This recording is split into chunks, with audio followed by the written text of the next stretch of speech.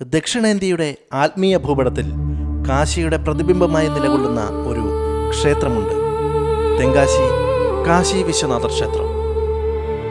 ഇതൊരു ക്ഷേത്രത്തിൻ്റെ മാത്രം കഥയല്ല, ഇതൊരു ശിവഭക്തൻ്റെ സ്വപ്നത്തിൻ്റെ കഥയാണ്. ഞാൻ പാണ്ഡ്യരാജവംശത്തിലെ ഒരാളാണ്. ശിവൻ എൻ്റെ ശ്വാസവും എൻ്റെ ശക്തിയും എൻ്റെ രക്ഷകനുമാണ്. എൻ്റെ ഹൃദയത്തിലെ ഏറ്റവും വലിയ ആഗ്രഹം കാശിയിൽ പോയി വിശ്വനാഥനെ ദർശിക്കണം എന്നതാണ്. എന്നാൽ കാശി ദൂരെയായിരുന്നു, അതിരില്ലാത്ത ദൂരം, ദീർഘമായ യാത്ര, യുദ്ധങ്ങൾ, അപകടങ്ങൾ. ഒരു രാജാവിനും അന്നത്തെ കാലത്ത് അതത്ര എളുപ്പമല്ലായിരുന്നു. അന്ന് രാത്രി പരമശിവൻ എൻ്റെ സ്വപ്നത്തിൽ വന്നു. ആ ശബ്ദം ശാന്തമായിരുന്നു. നീ കാശിയിലേക്ക് വരണ്ട, ഞാൻ നിനക്കരികെ വരും.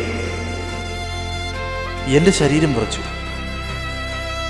നിനക്ക് ഞാനൊരു അടയാളം നൽകും. ഒരു സ്ഥലത്ത് ഒന്നിച്ചു കൂടുന്ന ഉറുമ്പിൻ കൂട്ടങ്ങളെ നീ കാണും. അവിടെ നീ എൻ്റെ ക്ഷേത്രം പണിയും. അടുത്ത ദിവസം രാജാവ് ദേശം ചുറ്റി നടന്നു. അവൻ്റെ കണ്ണുകൾ ശിവന്റെ അടയാളം തേടി. അപ്പോൾ ഞാൻ കണ്ടു ആയിരക്കണക്കിന് ഉറുമ്പുകൾ ഒരു പ്രത്യേക സ്ഥലത്ത്, ഒരു ശിവലിംഗത്തിൻ്റെ രൂപം പോലെ. അന്ന് ഞാനറിഞ്ഞു, ഇത് തന്നെയാണ് ആ സ്ഥലം. അവിടെ കാശിയിലെ വിശ്വനാഥനെ പ്രതിഷ്ഠിച്ച് ഒരു പുതിയ കാശി പിറന്നു. അതാണ് തെങ്കാശി, ദക്ഷിണ കാശി. കാശിയിലെത്താൻ കഴിയാത്തവർക്കായി കാശിയെ ഞാൻ ഇവിടെ കൊണ്ടുവന്നു. ഇതെൻ്റെ രാജ്യമല്ല, ഇതെൻ്റെ മഹത്വമല്ല, ഇത് എൻ്റെ ശിവഭഗവാന്റെ ഇച്ഛയാണ്.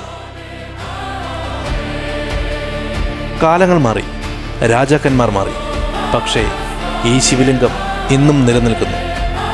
ഒരു രാജാവിൻ്റെ ശക്തിയാലല്ല, ഒരു ഭക്തൻ്റെ വിശ്വാസത്താൽ.